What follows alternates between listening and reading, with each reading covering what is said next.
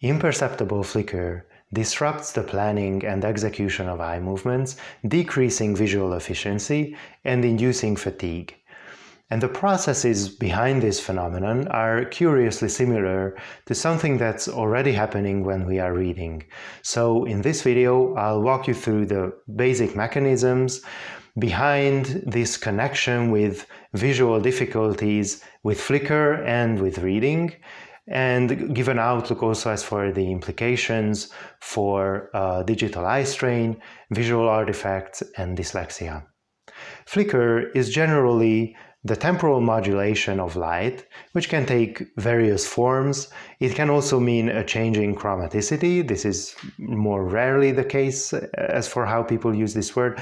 I touched on this in an earlier video, but most commonly it means a change in luminance, which can take various waveforms and depths. But in this video, just for the sake of simplicity, when I say flicker, I'll be referring to the light turning on and off at some frequency and with a duty ratio. And the duty ratio is the relationship between the on and off phase in temporal duration. And generally, flicker turns imperceptible at above somewhere between 60 to 100 Hz in spatially static situations. However, when fast movement is involved, the retina receives a smeared image normally in continuous natural lighting situations, which has very low information content and which we don't perceive. However, the flicker can suddenly make this smeared image turn into something much more informative. Through high contrast, there's going to be a repetition of basically snapshots of the image when the light is turned on, creating a stroboscopic effect. Now, this is a highly unnatural situation that confuses our vision in various ways.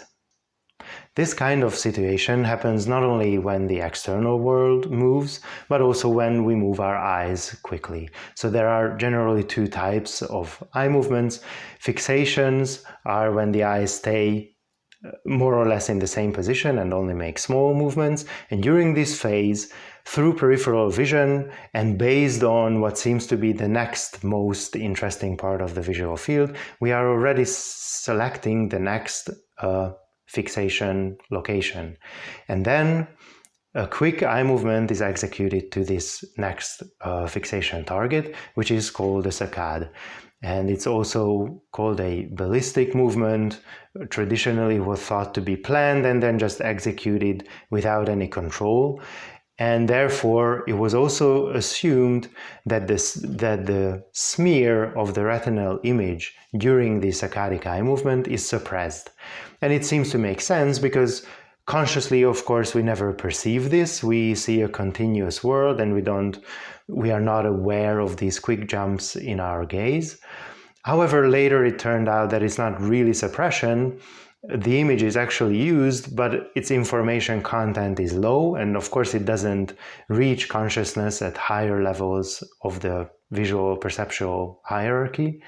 However, that image is still used to guide where the saccade should land exactly on the target. And this process is disrupted by the flicker, where, as before, when a flickering object moves in the visual field, basically the same happens when we move our eyes, and snapshots of the same image with high contrast are created. And this is a highly unnatural and unexpected thing during a saccade, so that the visual system gets confused, like which of the images is which. The landing of the saccade becomes imprecise, and a new saccade needs to be made to the actual gaze target. So this decreases our visual efficiency, and it relies, or using the old language, the breaking through this suppression during the saccade relies on the high contrast of the image that is created with the flickering stimulus. And contrast for a flickering light is higher with this phantom array or beads effect, which is the same as the stroboscopic effect as mentioned before. compared to a static situation. And that is because luminance is generally measured or defined as an average across time. So if we take two light sources which look equally luminant, equally bright in a static viewing condition, but one of them flickers, if that flicker is, let's say, at 50% duty ratio, then the luminance of the source in the on phase has to be approximately twice as high as that of the continuous source. I say approximately because our perception is somewhat fooled also by imperceptible static flickers, so we perceive it as brighter than just the summation across time. But in general, this is how it works, and therefore here you can see already that the flickering source is actually much brighter and creates much higher contrast against the background when the phantom array becomes visible. So to sum up, flicker during a saccade creates confusion and mislocalizations, imprecise eye movements, and reduced visual efficiency.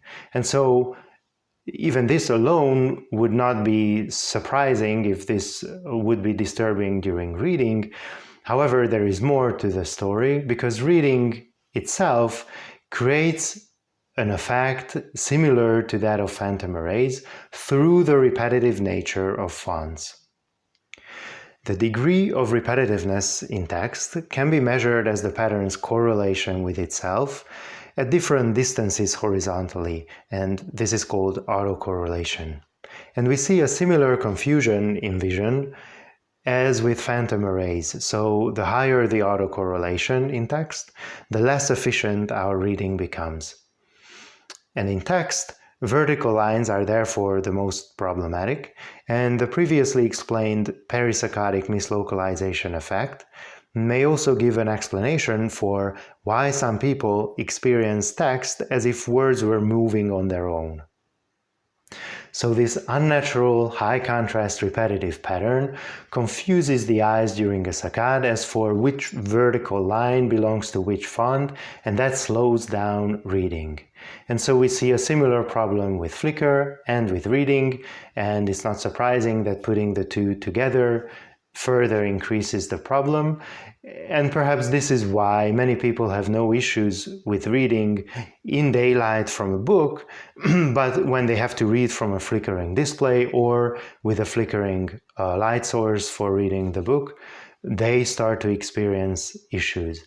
And even those who do not feel this will read less efficiently from a flickering display, and that reduces work performance and induces fatigue.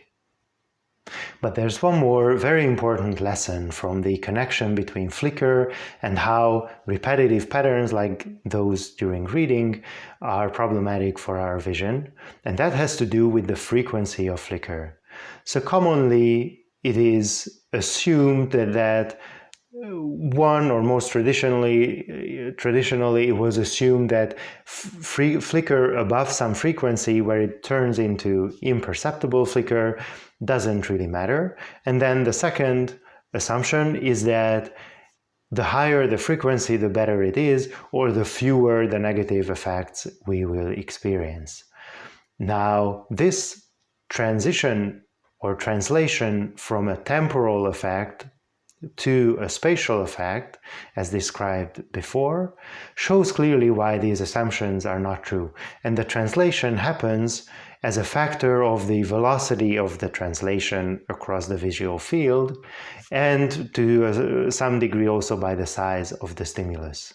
And so generally, we are most sensitive to repetitive patterns at 3 cycles per degree. And the velocity of displacement during a saccade also depends on the size of the saccade. So the larger the saccade, the faster it becomes. And therefore, the highest sensitivity is at several thousand hertz with some larger saccades. And some people can reliably detect flicker even above 10 kilohertz. So it is no surprise that 600 Hz still negatively impacts reading, and the higher frequencies can be actually more problematic than lower frequencies in given situations. So when display and lighting companies or academics claim that something is flicker-free or problem-free because the frequency is above some threshold, you know that they may not be that right here. And so to sum it up, it is best to avoid flicker, especially in displays, especially in lighting applications that you use for reading. And if you have done that and you still have visual issues with reading, the mechanisms that I briefly ran through in this video also show that it might make sense to experiment with fonts that have lower autocorrelation and with increasing the spacing between fonts horizontally and with decreasing the contrast between the font and its background. Color filters also do that. And so, as always, the references that I used here will be in the video description, but there's so much more to the flicker topic. I'll try to get back to these in the future. Meanwhile, if you're interested, you can read about further issues with flicker and other aspects at Pixan's references page. And thank you for your attention.